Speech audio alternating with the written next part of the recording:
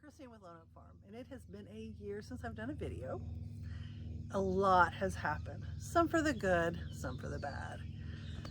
Well, last summer we had a near record-breaking drought and heat situation. I think it was like third, since they've been keeping track, and it was all that we had just to keep everything watered. We do not have a watering system yet. It's on the list of things we need to do though. But it took hours and hours of watering to keep what we did alive. So let's take a look around. You can see what's new. You can see the losses that we've had. Let's go.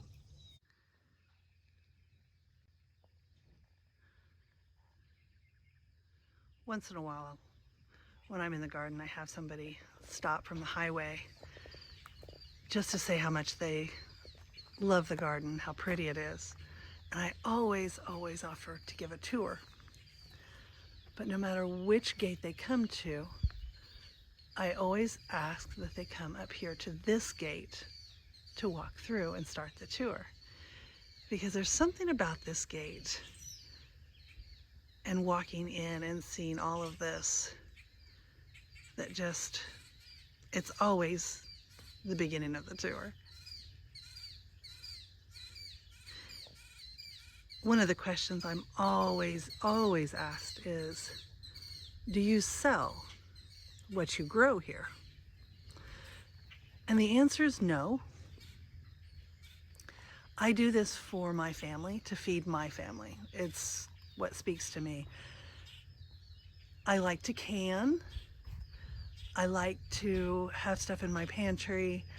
2 years ago, I canned over 700 different jars of food. Last year it wasn't as much with the drought, but I definitely got, there's things, onions, peppers, and sweet potatoes, and a lot of herbs. I grew enough to keep us through the year, and that is my goal, is to grow enough of whatever I can to get us through the year. These first two beds are the perennial borders, and in spring they are full of alums and daffodils and tulips in the beds behind, crocus, all kinds of different spring bulbs. Now it is the perennials' turn, and they are just starting to bloom. The two vegetable garden beds behind are basically 50 by 50. And slowly we're adding the wood borders and the gravel. I need a little bit more gravel. It is a work in progress. We'll go to the west side first.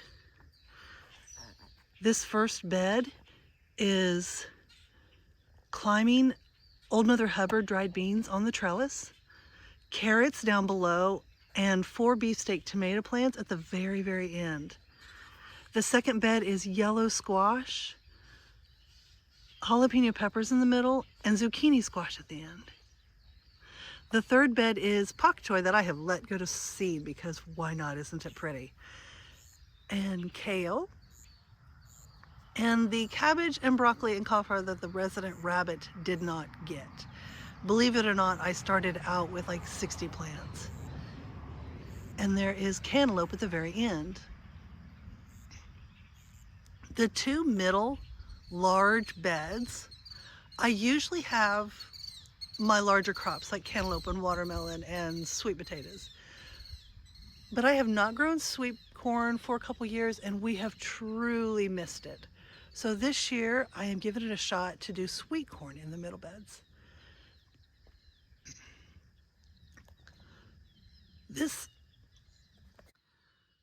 side of the sweet corn is my bed of Roma tomatoes, and I tried them years and years ago and they didn't do well, so I never tried them again for some reason. But out here I have not had good luck getting enough tomatoes off of indeterminate tomatoes to really do enough canning. So last year I grew a whole bed like this of of Romas, and they did phenomenal. And I have jar after jar of different tomato products. So this year we're doing Romas again. The first part of this bed, you can tell there's a few green beans, and it was the first patch of green beans that I planted this year. And obviously I did not have a good germination rate. We didn't get a lot of rain this spring, and so yeah, we've had issues this year with drought also. The middle of the bed is okra and celery on both sides, and the very end is red Marconi peppers. This first bed on the east side is onions down below and tall telephone peas up on the trellis. There's a few other things coming up. There's my echinacea. It will grow anywhere. And there's a few pumpkins on the outer side also.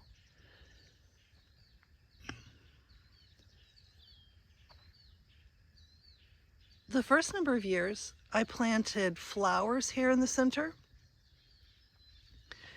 And while I do tuck flowers in, mainly marigolds, around the garden to help increase the pollinator rate, I did not grow enough parsley last year. So I planted more parsley down in these rows. So there's parsley, curled parsley here, and climbing dried beans. And if you look around, I will give you a little clue. I am a sucker for plants that come up volunteer. And I really am trying to work with it because it does cause problems. You see the poppies that are in they're bread seed poppies, and the ones that are in the pathway here, they are reseeds from last year's crop. And you can tell that they're just about done, and the seed heads are starting to dry out and be ready for harvest. But the ones on both sides where I have the corn are just starting to bloom and look so pretty. I have yellow marigolds here in the center underneath the clematis that have done absolutely astounding this year. This one was absolutely full. Oh my gosh. Do you see this? Oh, there is a snake right in the middle of that. Oh my gosh. We're not gonna disturb him. The next two beds on the west side are potatoes, and they have done phenomenal this year. The bed at the end is climbing red dried beans on the trellis and onions down below. And the very, very end has 4 white tomato plants and my Anaheim peppers around them. The center bed here is also parsley down below, and there's cucumbers to grow up the trellises. On the east side, we have green beans in this bed. The next bed down is yellow beans and then yellow peppers at the end. And the last bed is garlic on this side, peas, the edible pod peas growing up the trellis. And the end has green peppers and dragon's tongue beans on the end. You can tell that this is where the potatoes were last year, and we missed a few. So I am just kind of letting them grow too. You can tell that this is a testament to my let them grow where they may. This is my bachelor buttons and poppies are kind of everywhere. After the vegetable garden bed is the blueberry beds. And when I first started this garden, I couldn't afford very much. And so I bought those packaged ones from Walmart. And every one of them have died since then. The 2 middle trees are almond trees, and most people don't realize that wherever you can grow peaches, you can grow almonds also. And so I gave them a shot, and I actually had a harvest last year. The lavender is planted in rows on all the way around the outside. And it's really sad because last year they were completely lined up and beautiful, and the drought really took a lot out and then took the top off of all of them. If you look in between, I have planted, there's watermelon here and watermelon here, and then the very end down there I tucked in a few spaghetti squash, and then there's a climbing white rose on that trellis. These bushes that are bigger, the blueberry bushes that look really nice, I actually found a place in Kansas City, True Vine Ranch, that has the most amazing blueberry bushes.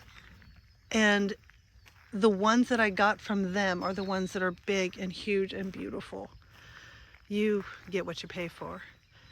And on this end, there is pumpkins and then cantaloupe and then pumpkins on the end again. There is roses on the corners here and roses growing up the trellis. This is a new dawn, and it should take over this structure. And I took cuttings and made 2 more. The third baby rosebush did not make it through the drought last year, and I need to replace it. But the roses are beautiful. You'll notice everything is wet. We actually got rain yesterday, so I'm not doing anything in the garden, and this was a perfect time to do this. This is where the elderberries used to be, and they just took over and got just massive. And they were coming up underneath the sidewalks on both sides. And so that was my job last year, to get those cut out. And while I'm still pulling them out, the strawberries are doing amazing. This structure we built just for my loofahs. And actually they are planted down below. They're just not very big yet. I needed a really heavy duty structure for them to grow on. So this is what I got. There used to be irises in these beds also. And we just dug them out and moved them someplace else because it was so massive in here. This is my herb garden. This beauty right here is my tarragon. And then there's mint down below in the tub. Oregano. This is my basil bed. Yeah. I have had basil here, the same kind of basil, and it has reseeded for 5 or 6 years. This is the first year it has not come up. So I did plant some seeds when I figured out, and there's a few starting to poke up. Anyway, there's horehound, and this is sweet marjoram. There's sage and chives and winter savory, pineapple sage, chocolate mint in the tub, catnip, horseradish, summer savory, bee balm, this is catnip. There's lemon balm on the other side. It's very similar looking. Borage, pineapple mint in the tub. And the new addition is spicy oregano.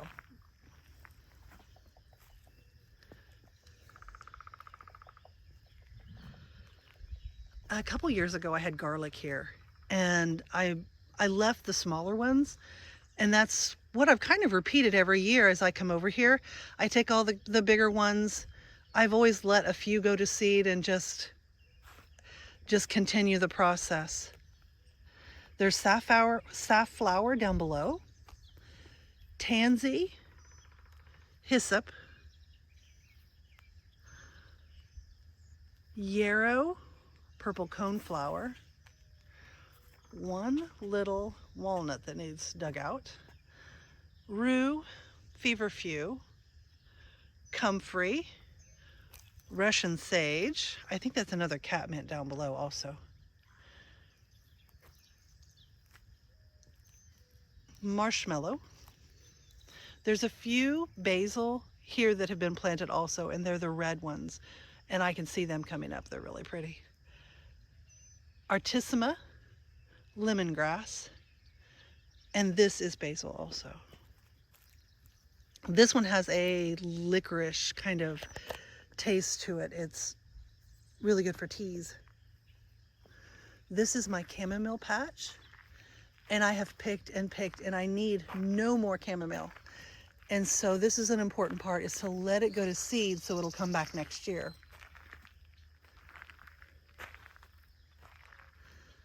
The next bed up here is my asparagus bed. And I have little baby asparaguses that come up all over the garden. And I just bring them over here and kind of tuck them in a corner. And this bed it's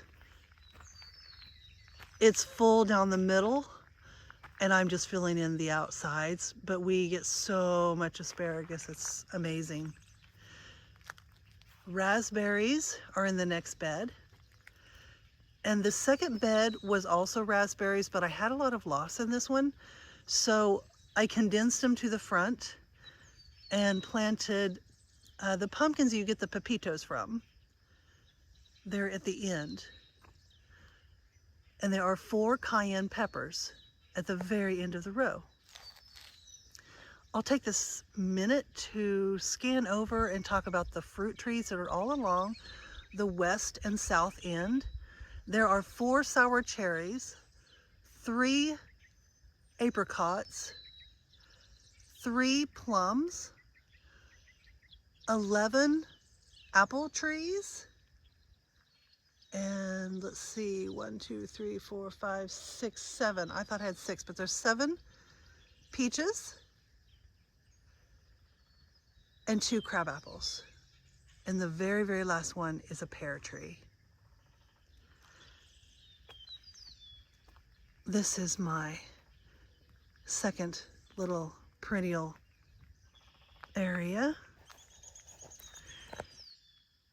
We added more wood siding or on the boards on the edges of them, so more bricks got taken out.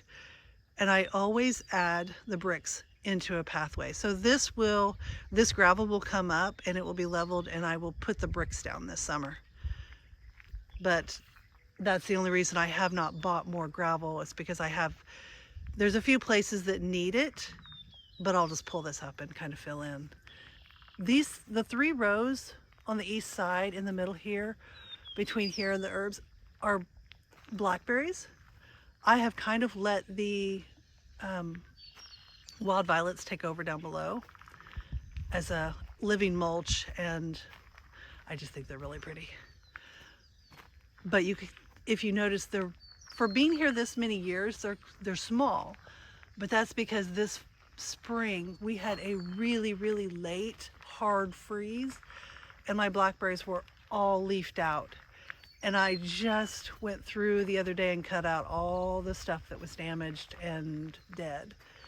So they are now blooming. They're a little late, but we will still get blackberries this year.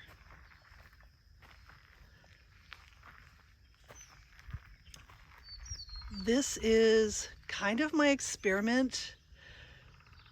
It's a white blackberry, and this is the last year I'm going to give it a shot. I know it gets a little bit too much shade, but it's very aggressive, as you can tell, and it's very thorny, and the berries are very, very tiny. So I don't know that I'm going to continue growing them. There are 3 hazelnuts in this bed here, and all along the fence row is where I moved the elderberries to. I kind of decided I didn't want to get rid of them at all, but they needed to be someplace that you could literally just mow around them and keep them in their place. So this is what I come up with.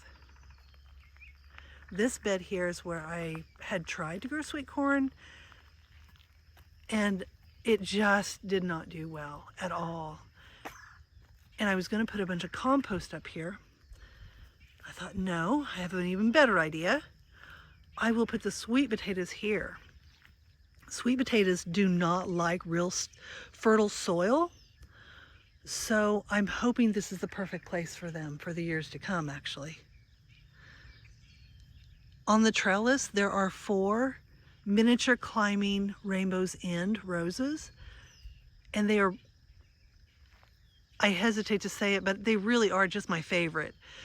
And they also got nipped by that last freeze. They're all alive, they're just really small. Between the drought and the heat last year, we've had quite a bit of damage on certain things. The Stella d'Oro daylilies are really pretty right now.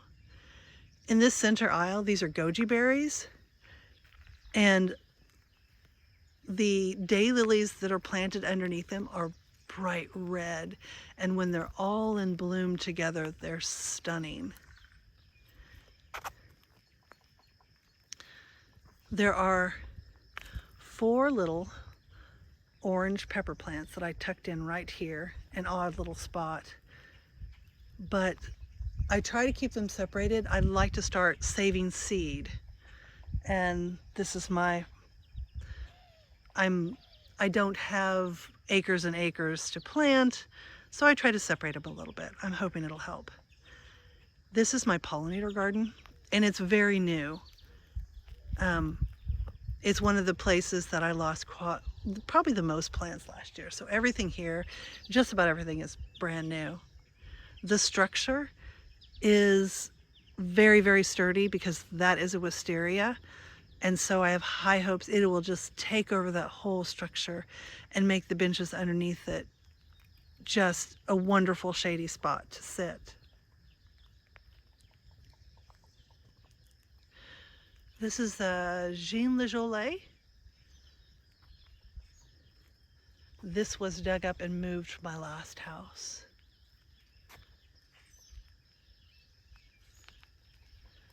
And a lot of these roses here are David Austin roses. And they're not, all the heads, they looked beautiful yesterday, but all the heads are knotted and everything because of all the rain we had yesterday. But I will not say anything bad about the rain. All the grasses that are lining here, we just planted. And all the irises that we moved are right here. So they will be an amazing showstopper up the driveway next year. The shade garden, I have changed just a little bit this year. I have tried a lot of different plants in here and they haven't done well, so I keep trying something new. And I've always noticed the coleus have always done amazing. So that's about all I planted this year. There's a few caladiums in the pot, but my main focus was coleus, and I absolutely love the colors and how it looks. And the chartreuse ones in the back, I planted all together, and it just adds that brightness to the back. I just love, and those are the ones that, the only ones that I overwintered. The rest of them I started from seed, and they are, I just love how it looks this year. But honestly, I will probably pick up hostas. I love the way they look here. They always do well. So I will pick up more hostas and fill in. When I first moved here, I tucked in, you know, you just kind of throw plants in. And I threw my mint in up by the grape arbor, and they have spread and spread, and I hated them there. And so this plot, I have just not had good luck finding something that loves it here. So I planted all that mint here because it will take some shade. And obviously it's looking wonderful.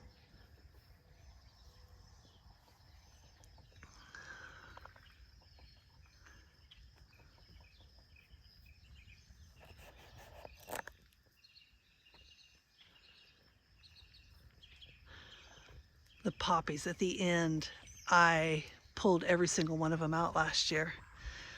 Obviously, I did not get to them in time because I still have them this year. I love poppies. I don't want them in the vegetable garden anymore.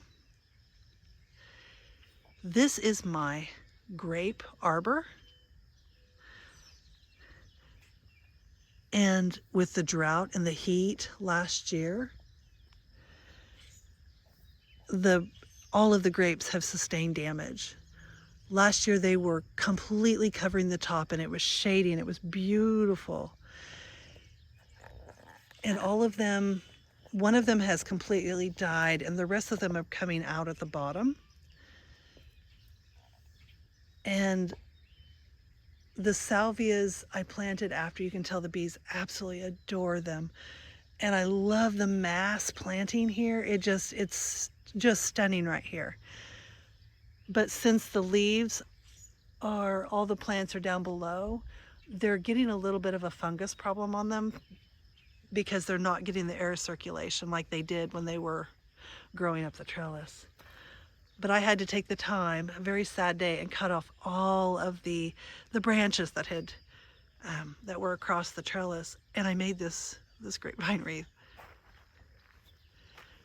There are 2 climbing white roses on the end. This was a new addition last year. And so, a couple years, this will be completely covered, I hope.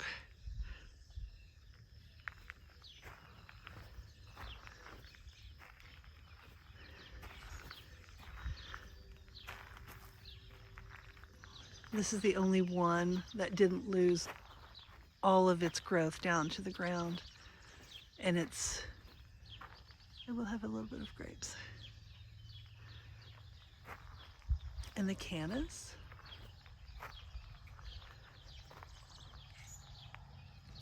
And I let the salvias reseed themselves, and they just kind of grow a little bit every year and fill in. This is the last of my elms to bloom, and it's called Red Mohican. And you can see the after effects of the Shibertes. I only have 2, but oh, they're amazing. And the roses.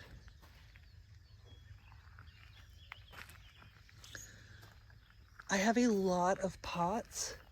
The geraniums are all overwintered. This little silver one down here is curry.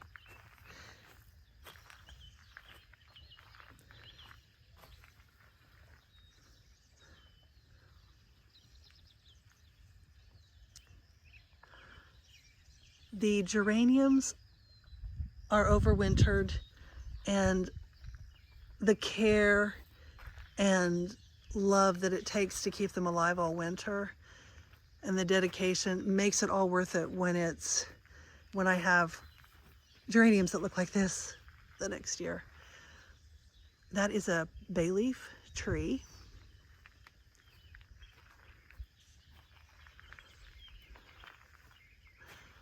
Perennial borders all the way around.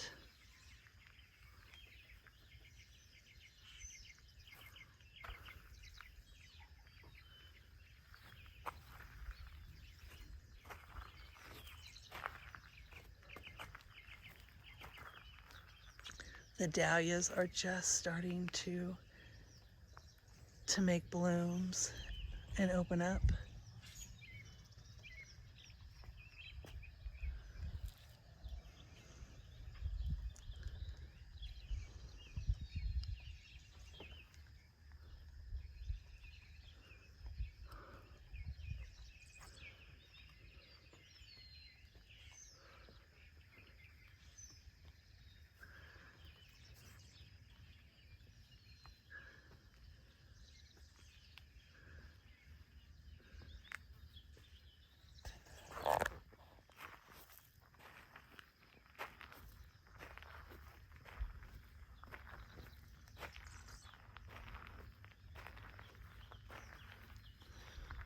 We just put the hummingbird feeders up because we have a couple of hummingbirds.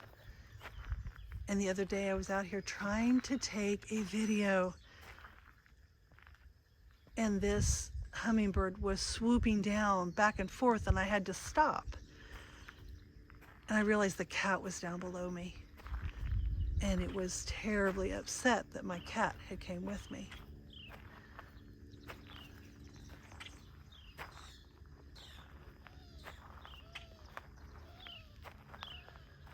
We have tucked cannas in and elephant ears here and there.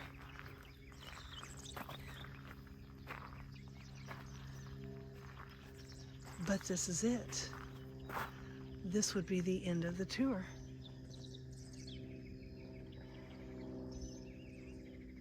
Well, I hope you enjoyed the tour. I know I enjoyed giving you the tour and talking about everything in my garden. If you did, like and subscribe. Maybe throw a comment in the comment section to let me know what you'd like to see more of, what you'd like to hear me talk about more. Thanks.